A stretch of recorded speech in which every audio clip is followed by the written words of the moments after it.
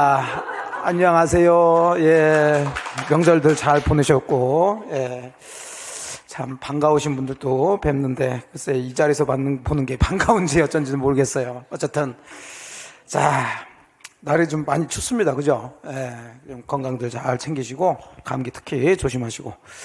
자, 오늘 또 특히 이제 야간은, 시간이 많이 없기 때문에, 이제 일주를 좀 쉬고, 2주 만에 뵙다 보니까, 지난번에, 의사표시에서 이제 지난번에 강의 들으셨던 분들 중에서 64페이지에 의사표시 효력 발생 그거 했나요? 비정상적인 의사표시는 이제 다 했어요. 비진입 표시, 예, 어서 오세요. 통정어의 표시, 착오, 사기 강박, 예, 거기까지 다 했고, 그 교재를 보시면 64페이지에 낙서가 돼 있는지 안 돼 있는지, 예, 안 돼 있어요. 예, 그럼 이제 그거 들어가셔야 됩니다. 자.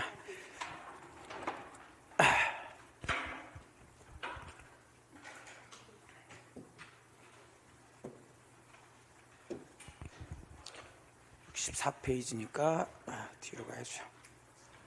의사표시 이제 마지막 파트인데, 이 의사표시 파트에, 그러니까 의사표시에서는 주로 비정상적인 의사표시를 가지고 문제를 내는데, 그래서 비통 착사강. 근데 지금 보는 것은 이제 정상적인 의사표시에 대한 얘기예요. 그러면 의사표시가 정상이라면 당연히 효력이 발생돼야 된단 말이에요. 그러면 효력이 어느 때 발생하느냐, 이제 요 얘기인데, 효력 발생 시기. 요거 이제 이 법조문이 요즘하고는 좀 다르다. 요즘이야 의사표시를 뭐 걸어 다니면서도 핸드폰으로도 서로 하고 그러는데, 자, 요거는 서로 편지로 주고받는 걸 생각하시면서 들어가셔야 돼요. 그러면 의사표시가 정상적인 의사표시가 효력이 생기기 위해서는 기본 구조가 이렇게 생각하셔야 돼요. 이제 의사표시 하는 사람이 있겠죠. 이 사람을 표의자라고 그래요. 그러면 상대방도 있을 거고요. 상대방. 특히 상대방이 있는 의사표시에서 이 사람이 이제 의사표시를 한단 말이에요. 그러면 이 의사표시가 이제 정상이 된다는 것은 일치도 되고 하자가 없는 얘기죠. 자, 효력이 발생되기 위해서는 일단 기본적으로 이 의사표시 하는 사람도 보낼 때 정상이 되게 되죠. 상대방도 정상이 돼. 정상해야지만이 의사표시 효력이 발생되는데, 이제 문제는 이 의사표시가 어느 단계까지 갔을 때 효력이 생기는가 이 얘기인데, 자, 이 의사표시를 이제 편지로 주고받는다는 걸 생각한다고 그랬으니까, 이 양반이, 자, 자기의 의사표시를 이제 편지에 쓴단 말이에요. 그리고 상대방한테 보내겠죠. 그 보내는 걸 우리가 발송 또는 발신이라고 그래요. 쭉 해서 상대방한테 그게 뭐가 되냐면, 도달되고. 자, 도달됐다고 이 사람이 이 의사표시를 다 내용을 아는 건 아니란 말이에요. 자, 이 편지를 뜯어가지고 읽어보겠죠. 자, 읽어봤을 때 이 사람의 의사표시를 알게 돼요. 아는 걸 이제 요지라고 그러는데, 있을 수 있는 요지가 아니라, 자, 요런 단계 중에, 이건 몰라도 되는데, 자, 어디 시점에 갔을 때 요 정상적인 의사표시 효력이 발생하는가, 이제 이 얘기입니다. 자, 요건 제가 말하는 게 아니라 법에 그렇게 정해져 있어요. 여기 있죠. 상대방이 있는 의사표시는 상대방한테 뭐한테? 도달한테 이렇게 생긴다. 그래서 이제 도달주의를 택하고 있다고 그래요. 도달했을 때 효력이 생긴다. 근데 여기서 이제 문제가 되는 거죠. 도달한 때 효력이 생긴다고 그랬는데 법조문에는 도대체 이 도달이 어느 시점까지, 어느 정도까지 가야지만이 도달이냐, 이제 항상 그게 문제가 돼요. 그래서 이걸 또 도달이라는 얘기가 어렵게 쭉 써 있어요. 다 필요 없고. 자, 도달이란 해가지고 이제 설명을 해요. 어려워. 상대방의 지배권 내에 들어가 사회통념상 요지할 수 있는 상태에 있게 된 것을 도달이라고 그래요. 그럼 그게 또 어디까지냐 이 얘기죠. 그러니까 자꾸 파고 들어가면 안 돼, 공부하실 때는. 그럼 여기서 도달이란 어떤 뜻이냐? 이거예요. 상대방이 사회통념상 그 의사표시 내용을 좀 어렵게 썼는데 요지할 수 있는 상태, 이게 이제 포인트인데, 요즘은 요지라고 안 해요. 알 수 있는 객관적 상태.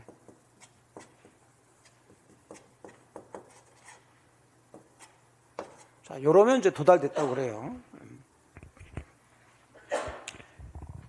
그러면 이제 가장 대표적인 예를 들면 아까 만일에 갑이 의사표시를 보냈어 을한테. 그럼 도달이라는 것은 자, 이 사람이 예를 들어서 뭐 지금 회사에 있어요. 자, 요게 근데 요 사람이 살고 있는 단독주택이다. 그럼 단독주택 우편함이 있겠죠? 우편함에 투입이 됐으면 뭐 된 걸로? 도달된 걸로 본단 말이에요. 그럼 아직 요 양반이 회사에서 아직 퇴근을 안 했어. 그럼 안 했으니까 요 편지를 아직 수령은 하지 않았죠? 또는 뜯어서 읽어보질 않았으니까 내용을 알 수가 없겠죠? 그러니까 도달이라는 것은 꼭 그걸 현실적으로 수령했거나 내용을 알았을 것까지 필요로 하지는 않는다. 알 수 있는 객관적 상태에 있으면 된다. 그런 얘기예요. 그러면 되는 거지 상대방이 안 받으려고 그래. 거절 뭐 해. 자, 이건 상관 있어요? 없어요? 없어요.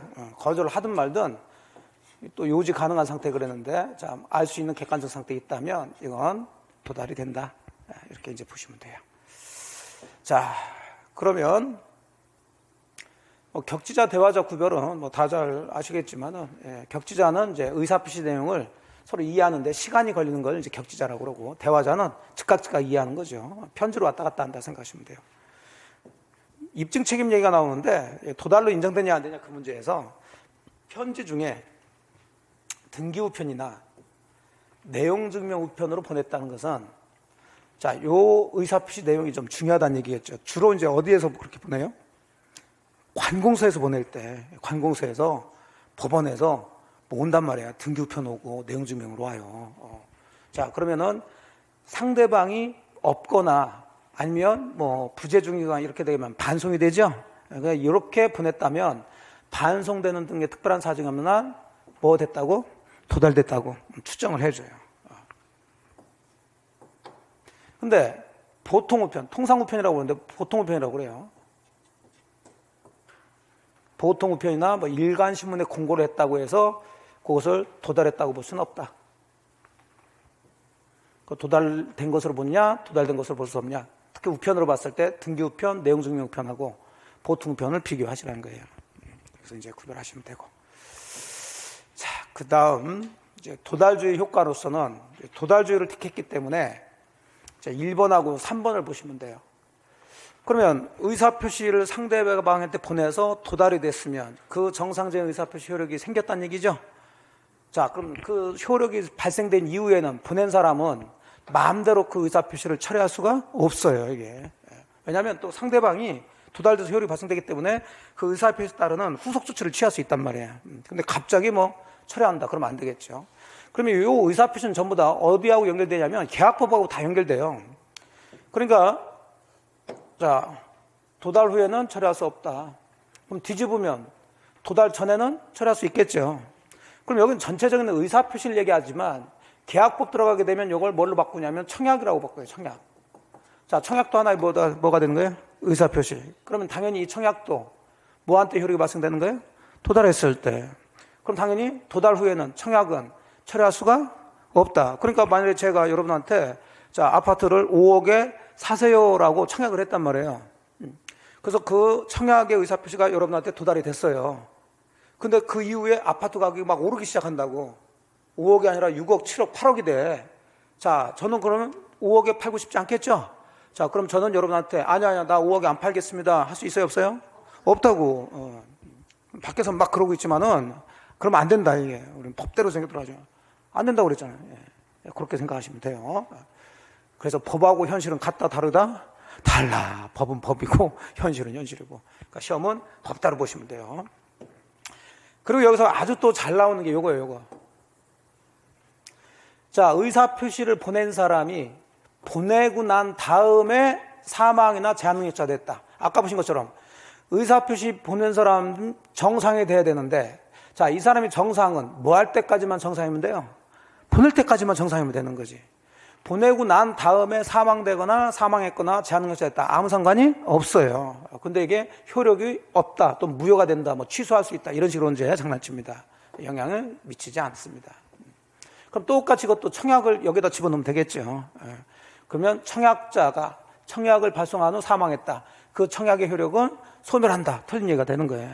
그래서 이건 계약법하고 그대로 연결되는 거죠. 자, 그 다음에 이제 상대방에 대한 얘기예요. 공시송달은 뭐 크게 바꿔놓고. 그럼 아까 구조가, 자, 보내는 사람도 보낼 때까지는 정상해야 되고, 의사표시도 정상해야 되고, 그 다음에 그 의사표시가 상대방에 도달되면 효력이 발생된다고 그랬는데, 그러려면은 기본적으로 도달할 때 상대방도 뭐가 돼야 돼요? 정상이 돼야 된단 말이에요. 근데 만일에 이 도달됐을 때 상대방이 정상이 아니야. 정상이 아니라는 것은 제한능력자라는 얘기죠. 예. 그러면 아무리 도달됐다 하더라도 의사표시 보낸 사람은 상대방이 제한능력자라면 그 의사표시 도달, 즉 효력을 이 사람한테는 주장할 수 없다. 그래서 의사표시 상대방이 의사표시를 받을 때 제한능력자인 경우에는 그 의사표시로서 대항 주장할 수 없다. 근데 제한능력자들은 항상 사회적인 약자다 보니까 이 사람을 보호하는 누가 있냐면 법정대리인이라는 사람이 있죠. 자, 그러면 상대방이 제한능력자라 하더라도 법정대리인이 이 사람의 의사표시에 도달됐다는 것을 알았다면 주장할 수 있겠죠. 그래서 상대방의 법정대리인이 의사표시 도달된 사실을 안 후에는 그러하지 아니하다 그랬으니까 대항할 수 있다는 얘기가 돼요. 그 정도 이제 정리하시면 되겠어요. 자, 그럼 여기까지 하게 되면 이제 의사표시는 이제 마무리가 되는 거예요. 여기까지. 자, 그래서 오늘 의사표시 마무리 하시고 이제 아주 중요한 이제 어딜 들어가시냐면 대리가요, 대리. 우리가 지금 법률행위를 배우시고 계신데 법률행위 파트에서 가장 중요한 부분이 대리다, 대리. 우리한테 중요하다는 것은 뭐예요? 시험 문제지 뭐. 시험에 많이 나오는 거예요. 뭐 보통은 3문제에서 4문제 정도가 매년 나오는 파트니까 이건 반드시 좀 정리하시고 뭐 오늘 그냥 법률행위 대리 아주 씹어먹자 이런 생각 가지고 천천히 이제 보시면 돼요. 자, 그러면 이제 이 법률행위 대리가 뭔지부터 이제 정리를 하셔야 되는데 뭐 사시면서 대리 많이 들어보셨죠? 한잔하고 뭐야? 대리운전. 대리. 근데 여기는 앞에 얘기가 됐어요. 대리운전이 아니라 뭘 대리하는 거예요? 법률행위 대리야, 법률행위 대리. 그럼 우리가 이제 물권법 들어가기 전까지는 전부 다 법률행위인데 그 앞쪽에서 배우는 법률행위는 정상적이고 원칙적인 모습을 배우는 게 아니라 비정상적이고 예외적인 것을 배우시게 돼요. 아까 의사표시도 비정상적인 것 중심으로. 그럼 이 법률행위 대리도 법률행위의 원칙이 아니라 예외적인 거죠. 그러면 뭐가 원칙이고 왜 대리가 예외냐 그 얘기인데 만일에 자, 갑이라는 사람이 자기가 부동산을 팔고 싶다. 그럼 자기가 당연히 자기 부동산을 얼마에 팔지 의사결정을 해서 상대방 찾아가지고 요 상대방한테 예를 들어서 병이라는 사람한테 팔고 싶다 그러면 직접 자기가 얘한테 내 부동산을 얼마에 사라 이렇게 의사표시를 하고 그럼 상대방 요 사람도 그래 그럼 내가 그 부동산 뭐 얼마 5억 정도 괜찮겠다 내가 사겠다 둘이 의사표시를 내가지고 합치가 돼서 둘이 계약이라는 법률행위를 하게 되는 거죠. 이게 정상의 원칙적인 모습이야.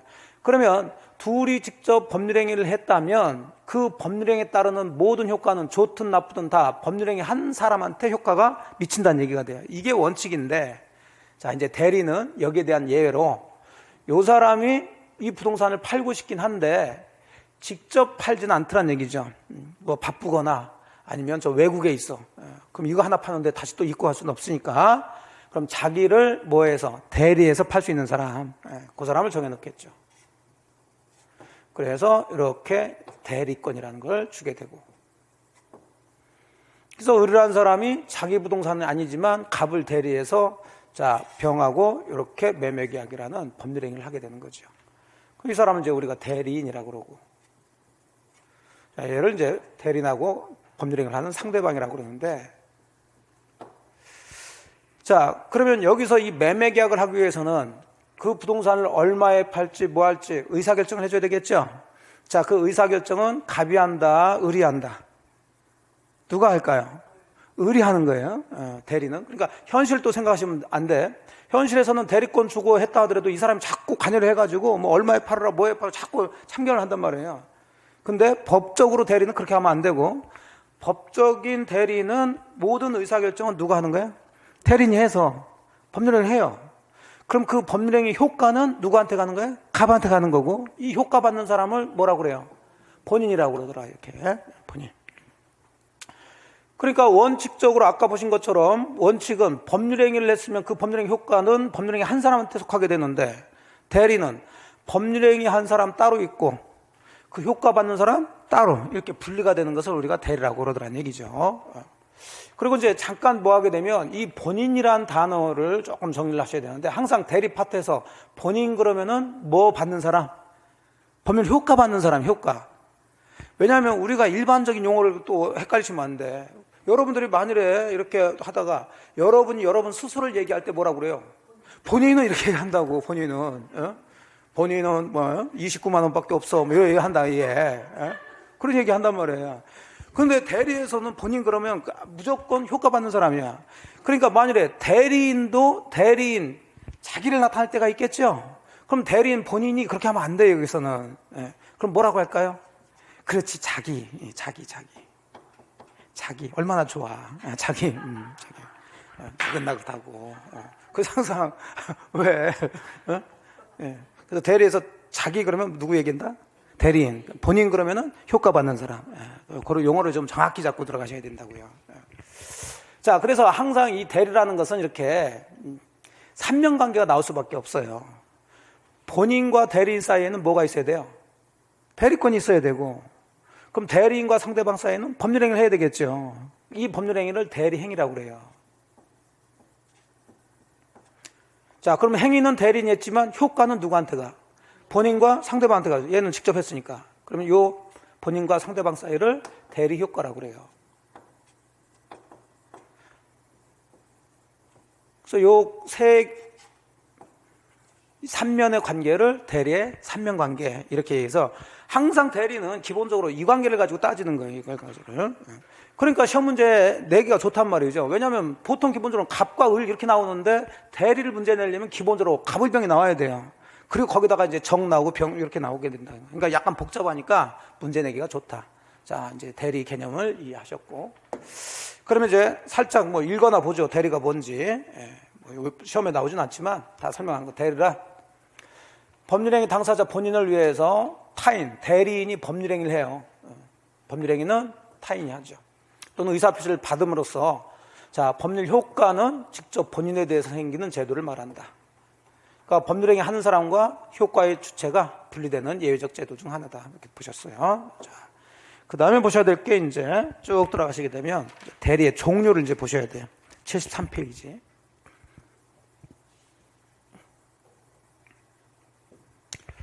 자, 이제 대리라는 개념은 잡으셨으니까 이제 대리 종류가 나눠지는데, 자, 첫 번째 임의 대리와 법정 대리. 그러니까 이런 건 시험 문제는 안 나오는데, 우리가 배우다 보면 뭐 임의 대리인이 뭐고 법정 대리 어쩌고저쩌고 할 때 이제 그게 누군지는 알아야 되니까. 자, 그럼 임의 대리와 법정 대리는 뭘 가지고 따지냐면, 아까 보셨던 것 중에 본인과 대리인 사이에 연결되는 게 뭐가 있어요? 대리권이죠. 대리권이 발생되는 원인.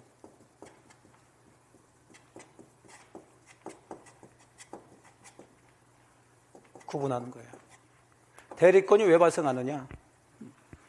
그러면 막 그냥 아무 생각 없이 저 따라오지 마세요. 여러분이 한번 좀 생각하면서 하시라고. 그러면 이게 여러분이 생각해서 그 결론을 뽑아내면은 나중에 뭐 까먹었다 하더라도 읽으면 여러분이 생각했기 때문에 그게 해석이 된다고요. 임의 대리와 법정 대리, 물론 어느 정도 공부하시면 금방 되지만 이건 대리권 발생 원인에 따라 구별한다고 그랬어요. 그러면 여기서 역으로 들어가면 법정 대리를 먼저 보시게 되면, 그러면 대리권 발생 원인이 법에 정해져 있다는 얘기예요. 그러니까 본인과 대리인이 될 사람이 일정한 관계가 있다면 자동으로 대리권이 발생하는 거예요. 그런 걸 법정 대리라고 그러는데, 가장 대표적으로 미성년 자녀가 있고 부모가 있다. 그럼 미성년 자녀와 부모 관계가 있다면은 자동으로 부모는 미성년자의 뭐가 되는 거예요? 대리인이 되는 거죠. 이런 대리를 법정 대리를 하고, 이 부모를 법정 대리인 이렇게 얘기한단 말이에요. 법에 그렇게 하라고 정해놨다고. 자, 그런데 임의 대리는, 의는 항상 의사니까 임의적으로 대리권이 발생한다는 얘기예요. 즉 임의, 누군가의 의사에 의해서 대리권이 발생한다는 얘기인데, 당연히 누구의 의사겠어요? 본인의 의사겠지. 가장 흔한 거. 여러분이 저보고 여러분 대리해가지고 부동산 잘 팔아달라고 대리권을 준단 말이에요. 그럼 당연히 그것은 여러분의 의사에 의해서 대리권을 주는 거지, 강제로 국가에서 대리권을 저한테 주라고 시키지는 않았죠. 그러면 임의 대리는 본인이 대리인이 될 사람한테 대리권을 주는 행위에 의해서 대리권이 발생되겠죠? 예. 이걸 임의대리라고 그러는데, 자, 이렇게 쓰면 이제 우리의 언어로 쓰는 거예요, 일반 언어로.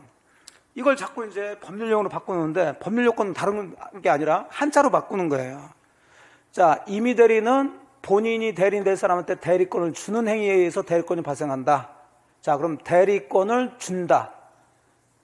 준다를 뭐라고 그래요? 상장을 준다, 수여한다. 요즘 졸업 시즌이죠? 수여. 그래서 대리권을 뭐 하는 행위? 수여하는 행위. 이것도 길어. 그러니까 또 줄여. 그래서 수여한다, 뭐를? 대리권을. 한자는 우리하고 어순이 이제 반대니까. 자, 그러면 무슨 행위? 수권 행위. 이렇게 들어가는 거죠. 그럼 결국 임의대리는 본인의 뭐에 의해서? 수권 행위에 의해서 대리권이 발생하는 대리를 말한다. 이렇게 얘기하겠죠. 그럼 그렇게 써 있는지 봅시다. 자, 본인의 수권 행위에 의해서 대리권을 갖게 되는 것을 무슨 대리? 임의대리. 보통은 이제 임의대리가 이제 흔하겠죠. 현실에서는. 자, 그런데 법률 규정에 의해서, 자, 법률 규정을 항상 줄이면 뭐라고요? 법정. 대리권이 부여되는 것을 말 그대로 법정대리를 한다. 이렇게 되셨죠.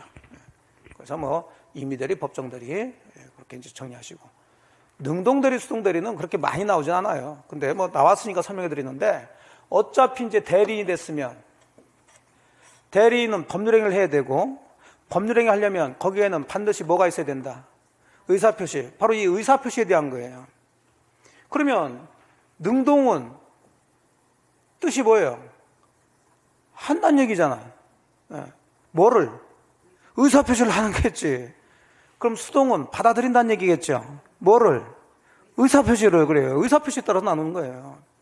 그럼 예를 들어서 여러분이 저보고 여러분의 부동산을 잘 팔아달라고 대리권 줬어요. 자, 그러면 저는 여러분을 대리해서 여러분의 부동산에 대한 매매 계약을 체결해야 되겠죠. 그럼 일단 매매 계약을 체결하기 위해서는 대리인 제가 살 사람 찾아가지고 그 사람한테 이 부동산 5억에 사세요라고 의사표시를 해야 되겠죠. 무슨 대리? 능동대리란 말이에요. 근데 제가 5억에 여러분의 부동산을 사세요, 병한테 사세요 한다고 해서 매매계약이 체결되나요? 아니지. 그럼 그걸 보고 상대방인 병이 괜찮네, 내가 5억에 살게요 라고 의사표시 할 거 아니에요. 그럼 그걸 또 제가 받아들여야지. 무슨 대리? 수동대리. 그래서 일반적으로 계약 체결에 대한 대리권 줬으면 뭐뿐만 아니라 능동대리뿐만 아니라 또 수동대리도 다 같이 포함된 걸로 보는 거예요. 그래서 능동대리권이 있으면 일반적으로 수동대리권도 함께 갖는다. 그 정도 보시면 되고. 자, 그 다음에 이제 또 대리를 유권대리하고 무권대리로 나눠. 이건 쉽잖아요. 대리권이 있는 대리, 대리권이 없는 대리. 둘 다 전부 다 누군가가 제가 여러분의 대리인이라고 하면서 여러분의 부동산을 팔았단 말이에요. 근데 보니까 정상적으로 대리권도 가지고 있으면서 여러분의 대리인으로서 여러분 부동산 팔았어. 무슨 대리? 유권대리. 제가 여러분의 대리인이라고 하면서 여러분의 부동산을 팔았는데 나중에 알고 봤더니 저는 여러분의 대리인이 아니야. 뭐가 없어? 대리권이 없으니까 그 무권대리가 되겠죠. 그럼 뭐 별 문제는 없고. 자, 다만 문제가 되는 것은 우리가 이제 대리를 배우실 때는 유권대리와 무권대리 파트로 이제 나눠가지고 이제 공부를 하시는 그런 습관을 들이죠. 항상 나누시라고 그랬지. 왜냐하면 이걸 나누게 되면은 여러 가지가 조금 좀 편리한 게 있어요. 그러면 둘 다 대리는 대리지만 유권대리하고 무권대리는 같은 걸까요? 다른 걸까요? 달라요. 그런 의미를 가지고서 이제 공부도 이렇게 유권대리 파트, 그 다음에 무권대리 파트 이렇게 들어가시면 돼요. 자, 그러면 이제 공부 순서 이제 기초 개념 잡았으니까 공부 순서를 알죠. 그럼 뭐부터 보자고요? 유권대리부터 봐야지. 그럼 유권대리는 뭘 봐야 되느냐? 자, 유권대리는 대리인이 있고 또 뭐 또 있어요? 대리권이 있고 그 대리인이 정상적인 뭘 했고 대리해서 그 정상적인 효과가 본인한테 가는 거. 이게 유권대리죠. 예. 그러면 이걸 하나씩 쪼개서 보는 거예요. 대리권 보고, 대리행위 보고, 그럼 대리 효과 보고.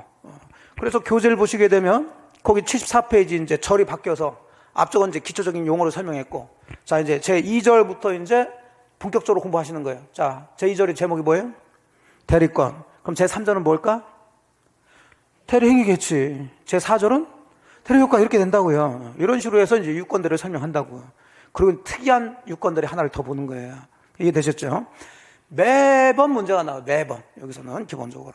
특히 이제 대리권이 볼 게 많아요. 자, 그럼 74페이지 이제 천천히 들어가도록 하죠. 자, 대리권의 의의 같은 것들은 그냥 가볍게 보세요. 대리권은 권자가 들어갔지만 권리는 아닙니다. 자격 또는 지위라고 그러는데 권한이다, 권한. 몰라도 돼요. 자, 그 다음 대리권의 발생 원인 다 했죠. 법정 대리권의 발생 원인은 법률 규정에 의해서 정해지겠고, 임의 대리권의 발생 원인은 뭐에 의해서? 수권행위. 그럼 이 수권행위에 대한 얘기를 조금 해봅니다. 그럼 이 수권행위도 의사표시가 포함됐다는 거죠.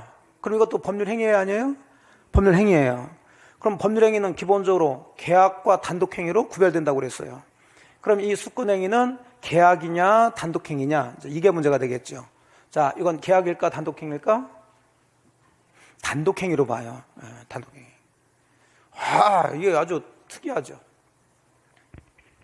그러면 단독행위라는 것은 양당사자 합의에 의해서 일방 당사자가 일방적으로 그러면 여러분이 저한테 대리권을 주면 제가 승낙 허락을 하지 않는다 하더라도 당연히 저는 여러분의 뭐가 돼야 되는 거야?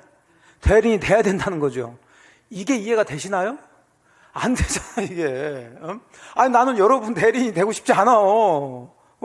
근데 여러분이 대리권을 주는 수권행위는 단독행위래. 단독행위는 여러분이 일방적으로 주면 당연히 대리인이 돼줘야 된다는 얘기예요. 이게 이해가 안 돼. 근데 그거 이해하려고 그러면은 좀 어렵고 시험하고도 크게 상관이 없는데 요즘은 조금 깊이 좀 들어가니까 그건 좀 설명을 하는데 이건 이거하고 연결되는 거예요. 그러니까 대리권을 주는 수권행위를 하기 전에 여러분과 저 사이에는 무슨 관계가 있냐면 원인된 법률관계, 즉 기초적 내부관계라는 것들이 있게 돼요. 자, 그럼 여러분하고 저희가 또 그런 얘기를 하게 되면 조금 이해하기 어려우니까 가장 여러분이 이해하기 쉬운 거, 예를 들어서 A 회사가 있어요. 자, 그러면 을이라는 사람이 여기 직원이에요.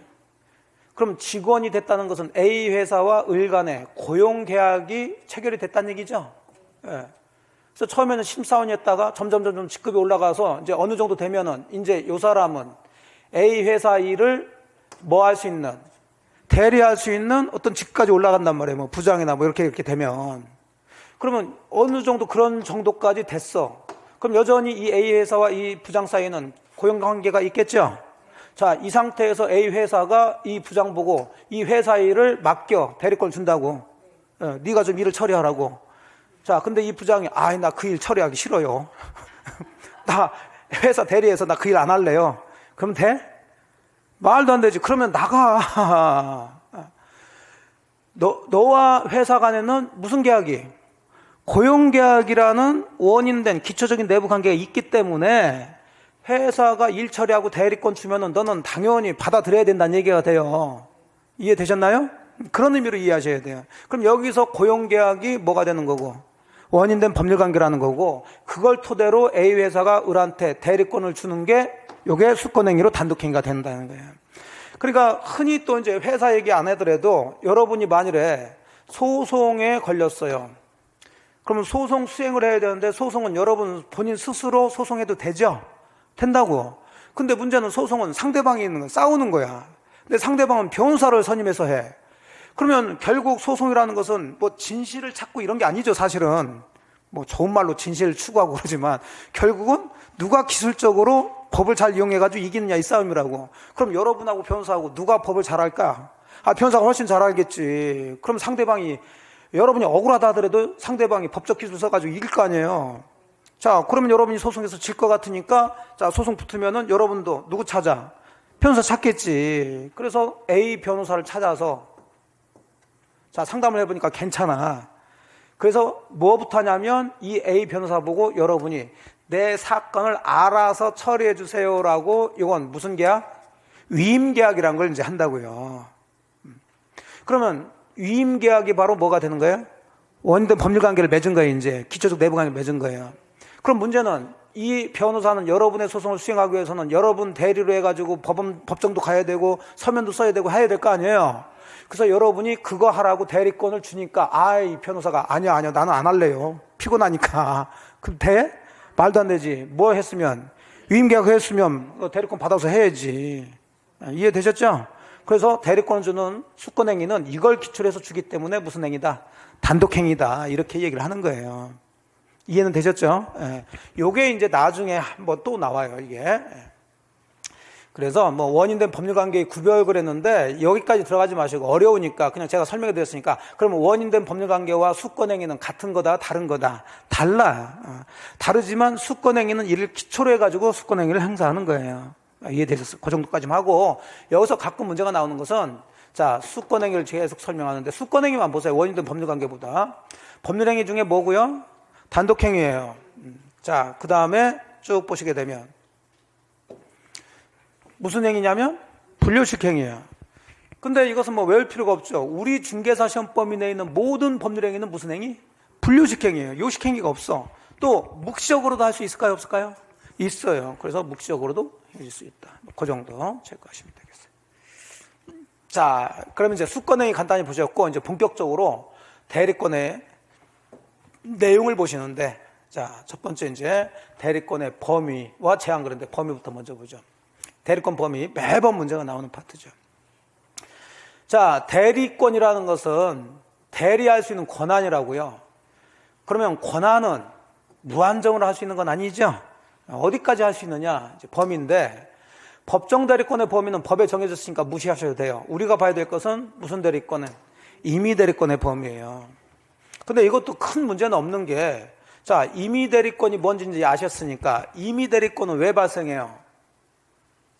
수권행위. 그럼 여러분이 본인이 돼가지고 저한테 대리권을 준단 말이에요. 그냥 주겠어요? 범위를 정하면서 주겠어요? 범위를 정하면서 주는 거지. 당연히 여러분이 부동산 팔아달라, 아니면 부동산 관리해달라, 뭐 해달라. 여러분 스스로 범위를 정하는 거예요. 그래서 임의 대리권의 범위는 뭐에 의해서 정해지냐면 수권행위로 정해지는데 여기서 이제 문제가 생기는 거지. 그러면 대리권을 주는 본인들은 전부 다 법을 전공한 법학자들이 아니죠. 그냥 일반인들이라고.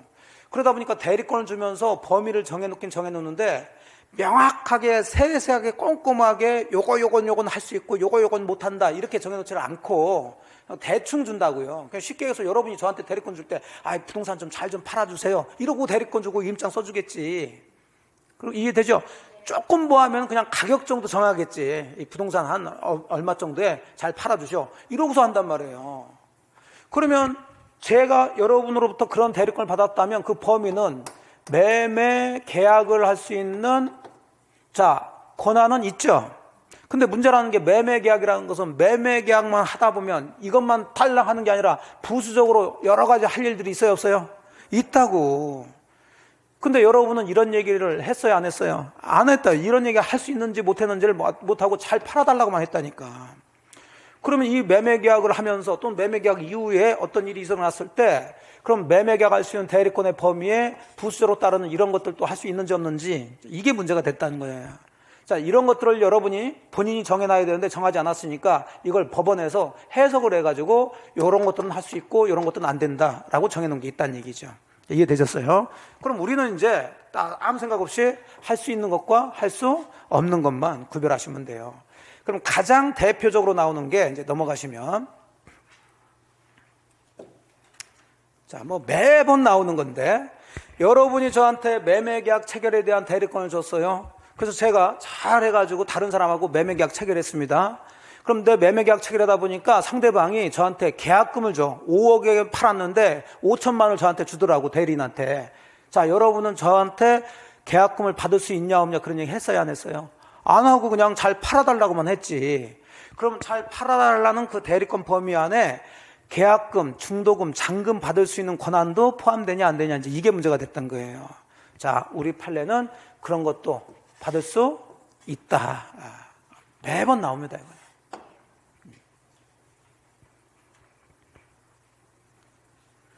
자, 두 번째는 또 뭐가 문제가 됐냐면,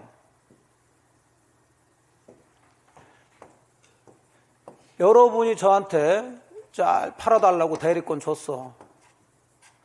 자, 그래서 제가 병이라는 사람하고 2월 10일 날 매매 계약을 했어요. 그리고 매매 계약하면서 이제 잔금 치르는 날을 3월 10일로 잡았다고. 계약금 줬으면 제가 받아서 여러분한테 전달하면 되겠죠. 예. 근데 문제는 잔금을 3월 10일 날 치러야 되는데 3월 한 5일 정도 해가지고 이 매수인이 대리인인 저한테 전화가 왔어요. 이거 큰일 났다. 자기가 2월 10일 날 매매 계약하면서 3월 10일 날 잔금을 치르고 했는데 사실은 한 3월 한 3일 정도에 어디서 다른 전세금이 나온다든지 아니면 대출이 나올 것 같아서 그 돈 가지고 잔금을 치르려고 그랬는데 그게 사고가 터졌다. 이게 안 나오게 생겼다. 그럴 수 있죠? 예. 그러면서 뭐라고 그러냐면 한 10일만 이 잔금 치르는 기일을 연기를 해준다면 돈을 마련해서 그 10일 이후에 잔금을 치르겠다. 이렇게 해서 저한테 이 잔금 지급기일을 뭐 해달라고? 연기해달라고 이렇게 요구하더라는 거죠. 그럼 저는 대리인으로서 여러분의 승낙 없이 이 잔금 치르는 기간을 연기해 줄 수 있는가 없는가 이 문제예요. 자, 여기서는 주의하실 게 그냥 매매계약 체결에 대한 대리권만 가진 사람은 대금 지급기일을 연기해 줄 수 없고 여기서 포인트가 무슨 대리권? 포괄적으로 대리권을 받은 사람이에요. 즉 여러분이 저를 너무 신뢰해가지고 내 부동산 팔고 그 뒤처리까지 다 알아서 하셔 라고 대리권 준 거예요. 그걸 뭐라고 표현하고 있어요? 포괄적으로 알아서 다 하라고. 그런 대리권을 받은 사람은 당연히 매매계약하면서 계약금, 중도금도 받을 수 있지만 그 대금 지급기를 뭣도 해줄 수 있다? 연기해줄 권한도 갖는다. 자, 이것도 할 수 있는데 안 되는 게 있어요. 3번은 금전 소비대차 계약 어쩌고저쩌고 이런 게 포인트가 아니에요. 한마디로 그냥 계약 체결할 대리권을 가진 사람인데 자, 그러면 당연히 이것도 상식이지. 계약 체결해라고 대리권 받은 사람이 계약을 체결했으면 끝난 거죠. 그 체결된 계약을 대리인이 마음대로 해제시키면 되겠어요? 말도 안 돼. 그래서 해제권은 포함되지 않아요. 그래서 해제, 처분, 이런 얘기 나오면 된다, 안 된다? 안 돼요. 몇 가지도 안 되는 게 있는데 일단은 가장 대표적인 거 해제, 처분 이걸 보시라고. 이건 할 수 없습니다. 자, 그래서 대리권의 범위에서 일단 기본적으로 임의대리권의 범위 수권행위로 정해지는데 그 수권행위에 포함되는 거, 안 되는 거 보셨어요. 자, 계속 지금 대리권 범위를 보는 거예요. 그럼 동그라미 2번은 뭐냐면 지금까지는 일단 본인이 대리권 주면서 범위를 정했어요? 안 정했어요? 정해놓은 거, 정해놨는데 그 정해진 거 안에 포함되냐 안 되냐를 따지는 건데 지금부터 볼 것은 아예 대리권만 줬지 권한을 정했다 정하지 않았다 정하지 않은 거예요. 여러분이 저한테 대리권을 주긴 줬는데 뭐 하라고 정해놓질 않았어. 쉽게 해서 백주 임장 써줬다고. 그럼 어쨌든 저는 대리인이에요? 아니에요? 대리인 맞죠. 그럼 대리인인데 도대체 그럼 뭘 해야 될지. 그러면 제가 해야 될 범위는 여러분이 정해놔야 되는데 여러분이 아예 범위 자체를 정해놓지 않았으니까 민법에 보충적으로 118조에 그러면 이러이런 행위를 할 수 있다라고 정해놓은 거예요. 그래서 118조를 보시면 권한을 정하지 않은 대리인은 다음 각호 행위만 할 수 있는데 일단 무슨 행위 할 수 있어요? 보존 행위 할 수 있어요. 그 다음에 이용하는 행위하고 개량하는 행위를 할 수 있어요. 역시 여기 처분 행위 하면 된다 안 된다? 안 돼. 그래서 일단 가장 기본적으로 여기서 장난치는 것은 권한을 정하지 않은 대리인은 보존 행위만 할 수 있다. 맞아 틀려? 틀려요. 보존 행위만 할 수 있는 게 아니라 뭣도 할 수 있어요. 이용 개량하는 행위 있으니까. 근데 보존 행위를 할 수 있다 그러면 그럼 맞지. 이것도 할 수 있고 이것도 할 수 있고 이것도 할 수 있으니까 이것도 할 수 있다 그러면 맞아. 근데 이것만 할 수 있다 그러면 틀린 이야기가 돼요. 그럼 기본적으로 권한 정하지 않은 대리인이 할 수 있는 거 일단은 외우셔야 되니까 뭐 이게 무슨 뜻인지는 좀 이따 말씀드리겠지만은 자, 대리권이 있어요 없어요? 여기 대리권이 있죠. 대리권 있는데 보통의 대리인처럼 뭐 하는지 범위는 정해졌어 안 정해졌어? 안 정해졌어. 그럼 범위 안 정해졌다고 쑥스럽다고 해가지고 몰래 하지 말고 보이게 하란 말이에요. 보이게. 범위 정해져 있지 않다 하더라도 그렇게 일단 잡으세요. 보는 무슨 행위? 보존행위. 이용행위. 계량행위. 자, 그래서 밑에 이제 설명하고 있는데, 그럼 보존행위란 무슨 뜻이냐? 여기 보시죠. 현상유지행위예요. 그러니까 여기뿐만 아니라 이제 민법 배우다 보면 보존이란 단어가 자주 나온다고요. 그러면 항상 눈으로 읽고 지나가지 말라고 그랬어요. 여러분들이 모르는 단어 아니면 익숙한 단어라 하더라도 그 뜻이 뭔지를 여러분들이 해석하시면서 가라고 그랬죠. 그러니까 책을 읽을 때는 빨리 읽으면 돼요, 안 돼요? 안 돼요. 지금은 천천히 곱씹으면서 읽으셔야 돼요. 그래야지 이게 무슨 얘기를 하는지 뭔지 이렇게 해석해가면서 들어가셔야 되는데, 근데 우리 공부하신 분들 몇 번 얘기했지만은 읽더라고. 이거 못 읽는 사람 있어요? 다 읽지. 이거 읽는데 나중에 보면은 무슨 얘기인지 하나도 몰라. 그렇게 해서는 이게 머리에 남아있질 않아요. 그러니까 몇 번씩 얘기했지만 여러분이 소설책을 읽으면 잘 읽혀요, 안 읽혀요? 읽히고, 소설책을 읽으면 그 소설책 내용이 머릿속에 어느 정도 저장이 돼 있어요, 안 돼 있어요? 돼 있지. 막 또 특히 감동적인 소설책이면 막 이게 막 감동이야. 막 남한테 막 얘기도 해. 그 왜 그러는 거예요? 재밌다는 것은 내용을 아니까, 내용을 아니까. 이 책을 읽으면 재밌어, 안 재밌어? 안 재밌잖아. 요 책이 뭔 재밌어요? 잠 안 올 때 읽는 거지, 이거는. 그죠? 잠이 안 올 때 딱 꺼내가지고 한 2페이지 정도 읽으면 자기도 모르게 서로 꿈나러 가잖아요. 그 내용을 모르고 또 사실 솔직한 얘기 법이 뭐 그렇게 재밌진 않지. 여러분이 이제 소송에 걸리면 그런데 항상 이렇게 좀 그래도 재미없더라도 이렇게 해석해가면서 하시면 조금 흥미가 있다. 그래서 보존은 뭐라고요? 현상유지하는 현상유지.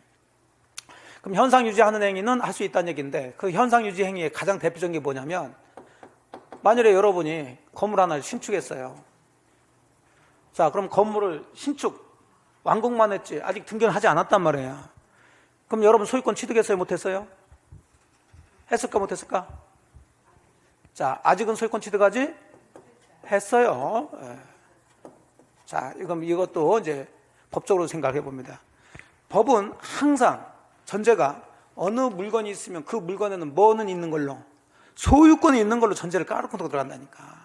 뭐 저당권이나 전세권은 서로 계약하고 등기까지 해야 들어가지만, 소유권은 일단 물건이 있으면 어떤 물건이든 소유권이 있다고 보고, 그럼 당연히 그 소유권을 가진 사람도 있겠지, 누군가는. 그럼 우리는 야, 부동산 중에서도 무주의 부동산이 있다더라. 무주의 부동산. 무주의 부동산은 누가 소유자?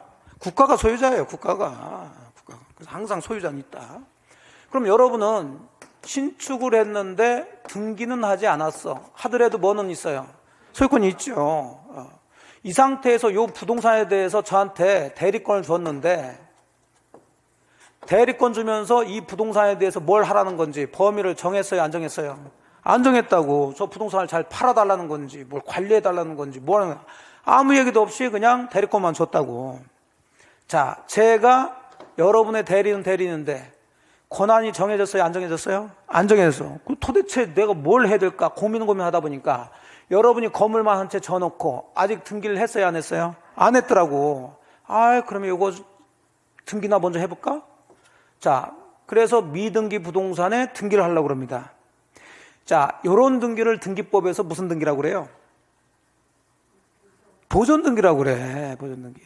그러면 그 등기를 했다 해서 여러분이 이미 취득한 소유권이 누구한테 넘어가거나 제한되거나 뭐 그런 거 있어요, 없어요? 없지. 다만 여러분의 소유권을 등기부라는 장부에다 적어 놓을 뿐이죠. 현상 뭐 하는 거예요? 유지하는 거예요. 그러니까 이런 거 할 때 제가 여러분의 꼭 허락을 받아야 된다, 받을 필요가 없다. 받을 필요 없어요. 이미 여러분의 대리인이 되니까, 할 수 있으니까. 그래서 여기 미등기 부동산의 등기, 이게 이제 보존 등기죠.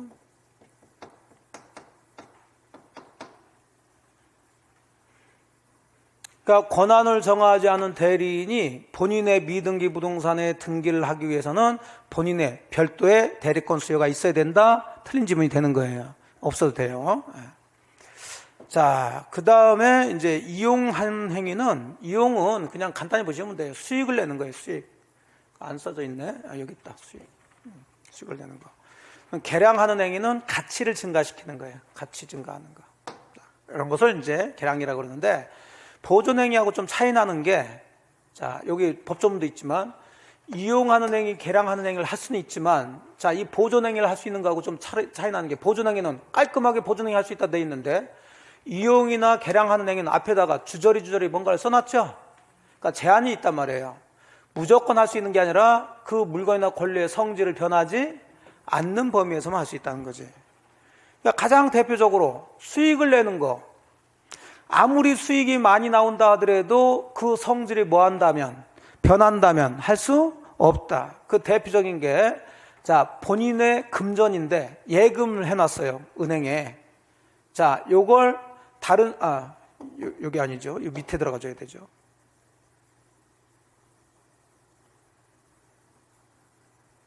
여기. 본인의 예금인데 이 권한이 없는 대리인이 이거 예금 은행에서 이자가 뭐 얼마나 나와 답답해 죽겠어. 그 대리인이 주식 투자를 잘해. 그래서 이걸 빼가지고 주식 투자해서 수익을 엄청나게 올렸어요. 자, 이용하는 행위 한 거죠. 자, 하지만 이건 하면 된다 안 된다? 안 되죠. 은행에 예금 넣는 거하고 주식하고는 전혀 성질이 달라지니까 이것은 하면 안 돼. 자, 그런 것만 가볍게 이제 보시면 되겠어요. 여기까지가 이제 대리권의 범위예요, 범위. 자, 처분행위는 당연히 안 돼 있고, 자, 두 번째가 이제 대리권의 뭐에 대한 얘기를 하려고 그러냐면 제한 얘기를 하려고 그래요, 제한. 자, 빨리 할게요, 이 제한. 자, 범위는 말 그대로 요만큼의 범위가 있다 그러면은 대리는 요만큼에 해당되는 건 할 수 있지만 그 범위 밖에 있는 것은 할 수 없다는 얘기인데, 제한은 뭐냐면 이 범위 안에 있는 행위예요. 그럼 할 수 있어야 돼, 없어야 돼? 할 수 있어야 되지만 이런 형태는 하지 말라는 얘기예요. 아무리 범위 안에 있는 거라 하더라도. 가장 대표적인 게 이런 형태로는 하지 말라. 무슨 계약? 자기계약. 그 다음에 쌍방대리 형태로는 하지 말라. 그러면 이것도 자기는 누구라고요? 대리인. 대리인 지가 계약을 한 거죠. 자, 말 그대로 여러분 부동산을 저보고 잘 팔아달라고 대리권 줬다고요. 매도해달라고. 자, 그러면 저는 다른 사람하고 계약을 하는 게 일반적인데 저희가 보니까 여러분의 부동산 괜찮네? 그래서 아예 제가 사버리는 거죠. 그래서 한편으로는 여러분 매도인의 뭐가 되고 대리인이 되고, 한편으로는 제가 직접 뭐가 돼서 매수인이 돼서 저 혼자 매매 계약을 하는 거죠. 이런 걸 무슨 계약이라고 그래요? 자기계약. 그러면 이 대리권 범위 안에는 매매 계약은 할 수 있어요, 없어요? 있지만 이런 형태는 하지 말라는 거지. 있지만. 자, 왜 하지 말라고 그러냐면 여러분이 본인인데, 자, 그러면 이 매매 계약을 제가 매수인이 돼가지고 매매 계약을 한다. 그러면 이 매매 계약에 대한 모든 내용은 누가 결정한다고요? 제가 결정하는 대리인이. 그럼 여러분의 부동산이 한 5억짜리야.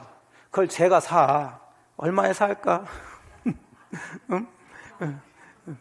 이렇게 하면 우리 공부하신 분들이 참 착하긴 착해요. 뭐 어떤 분들은 한 2억 정도 산다 그러고, 뭐 어떤 분은 그래요. 저는 1,000만 원에 사. 1,000만 원에.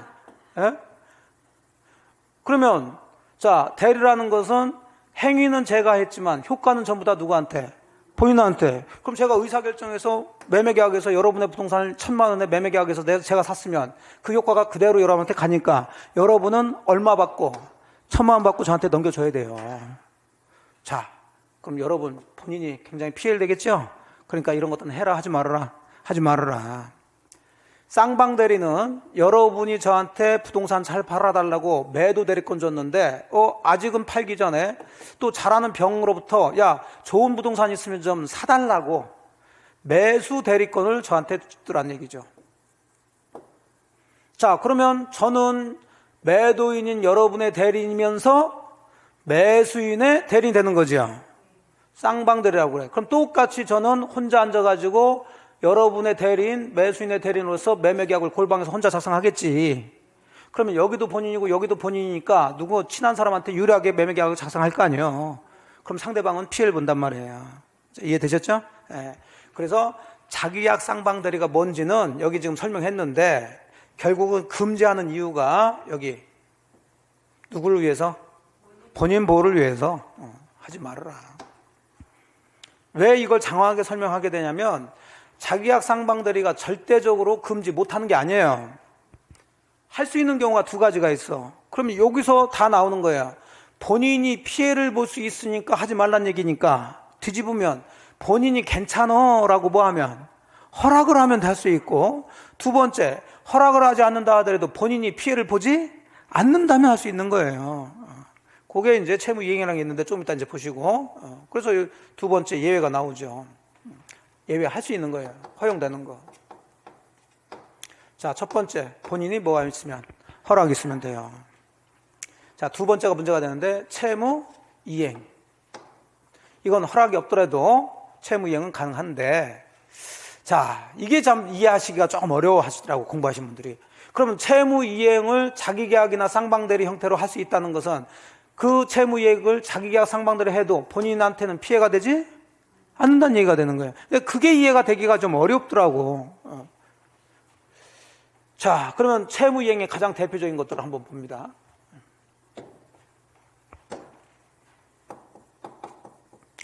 그럼 잘 이제 논리적으로 생각해 보세요. 채무를 이행한다는 얘기는 전제 조건으로 채무가 있어야 돼요, 없어야 돼요? 있어야 되는 거죠. 그럼 채무가 발생했다는 것은 법률행위를 했다는 얘기, 안 했다는 얘기예요? 했다는 얘기죠.